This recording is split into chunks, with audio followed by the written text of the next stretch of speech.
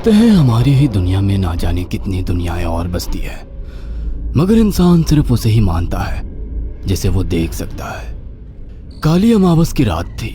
चारों ओर सिवाय हवाएं और शोर के अलावा कुछ भी नहीं था। राजन को आज घर लौटने में देर हो गई थी। रात के सन्नाटे को वो अपनी साइकिल से चीरता हुआ चला जा रहा था। वो गांव की नदी तक पहुंचा ही था कि तभी उसे नदी के पास एक काला साया दिखाई दिया जो नदी के किनारे पानी को घूरे जा रहा था। इतनी रात को नदी के पास देखकर राजन के ना जाने क्यों रोंगटे खड़े हो गए। उसे ऐसा महसूस हुआ मानो उसके पैर साइकिल के पैडल पर जम गए हो। राजन कपकपाते हुए होठों से बोला, कौन है वहां पर? राजन ने इतना बोला ही था कि अचानक वो साया बिजली की रफ्तार से दौड़ता हुआ राजन के नजदीक आ गया। राजन की नजर जैसे ही उस साये पर पड़ी, उसके हलक से एक भयानक चीख निकल गई। इस घटना के 1 महीने बाद अर्जुन का सारा ध्यान ड्राइविंग पर था। उसकी पत्नी शिखा कार में ड्राइविंग सीट के बगल में बैठी हुई एक मैगजीन पढ़ रही थी। शिखा ने मैगजीन रखकर अर्जुन की ओर देखकर कहा, और कितनी दूर रह गया है तुम्हारा गांव अर्जुन? बस थोड़ी दूर रह गया है, आधे घंटे में हम पहुंच जाएंगे। तुम्हारे चेहरे पर इतनी टेंशन क्यों है? टेंशन क्यों नहीं होगी शिखा, मैंने अपनी माँ को बगैर बताए तुमसे लंदन में शादी जो कर ली। पता नहीं माँ तुम्हें देखकर कैसे रिएक्ट करेगी। डोंट वरी अर्जुन, मुझ पर भरोसा रखो। तुम्हारी माँ को मनाने की जिम्मेदारी मेरी है। आई होप शिखा ऐसा ही हो। यकीन मानो अगर ऐसा हुआ ना तो मेरे ऊपर से एक बहुत बड़ा बोझ उतर जाएगा। अब मुस्कुरा भी दो यार। अच्छा, तुम बता रहे थे कि गांव में तुम्हारी बहुत बड़ी हवेली बनी हुई है। कुछ बताओ ना अपनी हवेली के बारे में। अरे 15 मिनट में हम वैसे भी पहुंचने वाले हैं, तुम खुद देख लेना। कुछ ही देर में अर्जुन अपने गांव वीरपुर अपनी हवेली में खड़ा हुआ था। अर्जुन की मां अर्चना देवी अर्जुन के स्वागत के लिए हवेली के बाहर खड़ी हुई थी। अर्जुन ने दौड़कर अपनी मां के पैर छुए।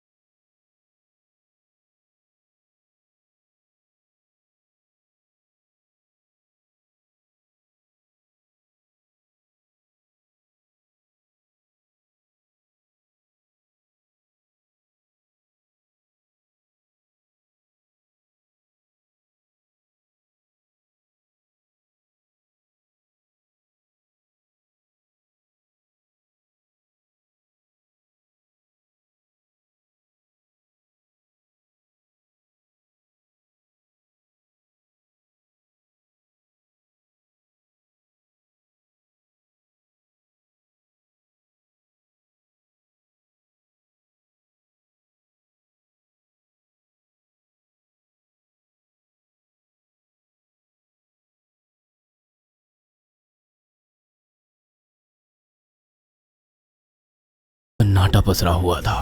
उसे याद था कि उसकी हवेली में बहुत सारे नौकर चाकर हुआ करते थे।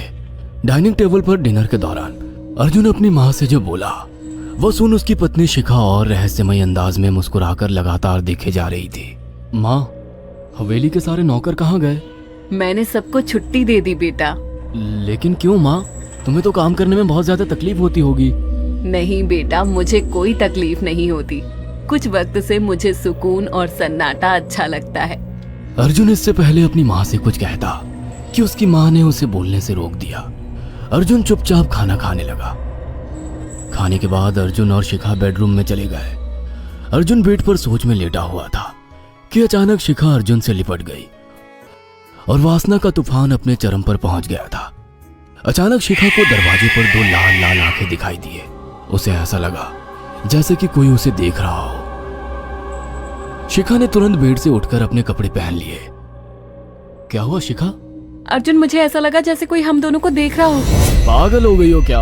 हवेली में सन्नाटा पसरा हुआ है, एक भी नौकर चाकर नहीं है। वहम हुआ होगा। तुमने तो सारा मूड खराब कर दिया शिखा, अब सो जाओ। उस रात अर्जुन तो गहरी नींद में सो गया, मगर शिखा की आंखों से नींद कोसों दूर थी। अगली सुबह शिखा जल्दी उठकर किचन की ओर चली गई, मगर उसने देखा कि उसकी सास अर्चना नाश्ता तैयार कर चुकी थी। माँ, आपने तकलीफ क्यों की? मुझे बुला लेती आप। शिखा की बात सुनकर उसकी सास अजीब से अंदाज में शिखा की ओर देखने लगी। उनके देखने के अंदाज में पता नहीं ऐसा क्या था कि शिखा को अपने रोंगटे खड़े होते हुए महसूस हुए। अर्चना धीरे धीरे करीब कदमों से शिखा के करीब आकर बोली, कोई बात नहीं बेटी, तुम्हें अब यहीं रहना है। तुम सिर्फ मेरे बेटे के साथ प्यार से रहो और जल्दी से मुझे एक पोता दे दो। काम की चिंता मत करो, वो सब मैं कर लूंगी। कुछ ही दिनों के बाद अर्चना गर्भवती हो गई। उसे हवेली में रहते हुए 6 महीने से ज्यादा वक्त हो चुका था और इन 6 महीनों में उसने नोट किया कि जब से वो गर्भवती हुई है, उसकी सास अचानक से आकर उसके पेट पर हाथ फेरने लगती और अजीब से अंदाज में उसके पेट को घूरने लगती। शिखा ने तंग आकर अर्जुन से कहा, अर्जुन, मुझे तुम्हारी माँ का बिहेवियर बड़ा अजीब लगता है। तुम्हारी माँ जब देखो मेरे पेट पर आकर हाथ फेरती रहती है। अरे माँ को अपने पोते के आने का बेसब्री से इंतजार है शिखा, इसमें अजीब लगने वाली क्या बात है? मैं तुम्हें कैसे समझाऊं? मैंने माँ की आंखों में एक अजीब सी चमक देखी है। कैसी चमक? शिखा के मुंह से अचानक से एक अल्फाज निकल गया, जैसे किसी डायन की आंखों में होती है। शिखा की बात सुनकर अर्जुन का गुस्सा 7वें आसमान पर पहुंच गया। वो गुस्से से चीखते हुए बोला, खबरदार शिखा, आगे एक शब्द मेरी माँ के खिलाफ मत निकालना, नहीं तो मुझसे बुरा कोई नहीं होगा। तुम्हें शर्म आनी चाहिए शिखा। जब से तुम यहाँ पर आई हो तब से मेरी माँ तुम्हारी कितनी चिंता करती है। वह तुम्हें समय से खुद नाश्ता बनाकर देती है, खाना देती है, यहाँ तक कि हवेली की साफ सफाई भी वो अकेली करती है। क्या बोलूं अब तुमसे, शर्म आती है मुझे तुम्हें अपनी पत्नी कहते हुए। इतना कहकर अर्जुन गुस्से से कमरे से निकल गया। शिखा अर्जुन से बहुत कुछ कहना चाहती थी मगर कह नहीं पाई।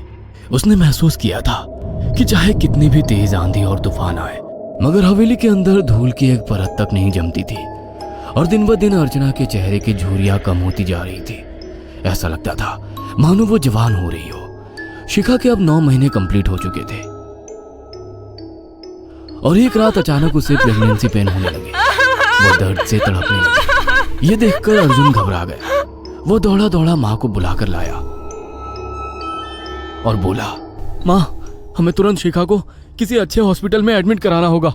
अर्जुन ने देखा कि उसकी माँ ने उसकी बात को सुना ही नहीं। वो तो बस शिखा के गर्भ की ओर आंखें फाड़ फाड़ कर देखी जा रही थी। अर्जुन एक बार चिल्लाकर कहा, माँ, हमें शिखा को इसी वक्त हॉस्पिटल में एडमिट कराना होगा। नहीं, शिखा की डिलीवरी हॉस्पिटल में नहीं, इसी हवेली में होगी। इस हवेली में आपके और मेरे अलावा कोई नहीं है। तभी शिखा दर्द से तड़पने लगी। अर्चना ने अपने बेटे को धक्के देकर कमरे से बाहर निकाल दिया और दरवाजा बंद कर लिया। अर्जुन हक्का बक्का रह गया। अर्जुन दौड़ता हुआ गांव की ओर गया। उसने देखा कि गांव में एक पेड़ के नीचे गांव के सभी बुजुर्ग इकट्ठे थे। उनके हाथों में जलती हुई मशालें थीं। अर्जुन उनके पास पहुंच गया और बोला, मेरी मदद कीजिए, मेरी बीवी को प्रेगनेंसी दर्द हो रहे हैं। आप प्लीज किसी दाई को बुला लीजिए, जितना पैसा चाहिए देने को मैं तैयार हूँ।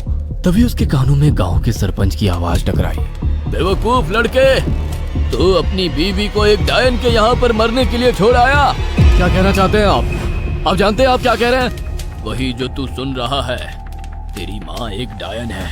इन गांव वालों के हाथों में जो मशाले देख रहा है ना, हम तेरी ही हवेली में आग लगाने जा रहे थे। तेरी माँ ने इस गांव में ना जाने कितने नौजवानों को मार कर खाया है। तेरी माँ एक डायन है। लगता है आपका दिमाग खराब हो गया है। आप जानते भी हैं मैं कौन हूँ? हाँ, मैं जानता हूँ। तू ठाकुर धीरेन्द्र प्रताप का बेटा है। तेरे पिता को शक हो गया था कि तेरी माँ एक डायन है, इसीलिए उन्होंने तुझे हमेशा उससे दूर रखा। पहले तेरी माँ ने तेरे पिता को मारा और धीरे धीरे करके वह हवेली के सारे नौकरों को मार कर खा गई और फिर गांव वालों को भी मारने लगी। और अब तो तेरे होने वाले बच्चे को खाएगी, क्योंकि डायन को नवजात शिशु का मांस खाना बहुत पसंद होता है। अगर मेरी बात पर यकीन नहीं है तो चलकर मेरे साथ तो खुद अपनी आंखों से देख ले। इतना कहकर सरपंच अर्जुन को लेकर हवेली की ओर चल पड़ा। उसके पीछे कई लोग थे जो जलती मशाले पकड़े हुए थे। हवेली के अंदर घुसकर उन्होंने उस कमरे के दरवाजे को तोड़ दिया जहाँ पर शिखा थी। कमरे का मंजर देखकर अर्जुन के रोंगटे खड़े हो गए। उसने देखा कि उसकी माँ एक बेहद भयानक रूप में उसके बच्चे का मांस खा रही थी और उसकी पत्नी शिखा फर्श पर मरी हुई पड़ी थी और पूरा फर्श खून से लाल था। अर्जुन को अपनी आंखों पर यकीन नहीं आ रहा था कि तभी उसकी माँ उसके ऊपर झपटी। सरपंच ने चीखकर कहा, अरे इस डायन को आग लगा दो, जिंदा जला दो इसे और साथ ही साथ इस हवेली को भी। सभी लोगों ने जलती हुई मशाले डायन के ऊपर फेंक दी। देखते ही देखते डायन दर्द से चीखने और चिल्लाने लगी। और कुछ ही देर में वो जलकर राख हो गई। हवेली में आग लगते ही सभी लोग अर्जुन को खींचकर बाहर ले आए। अगले दिन अर्जुन अपनी पत्नी की यादें साथ लेकर आंखों में आंसू लिए दोबारा लंदन वापस चला गया। अगर आपको हमारी ये कहानी पसंद आई हो तो इसे लाइक और शेयर करना ना भूलें। साथ ही ऐसी और नई कहानियों के अपडेट्स पाने के लिए हमारे चैनल अक्षु टीवी को जरूर सब्सक्राइब करें।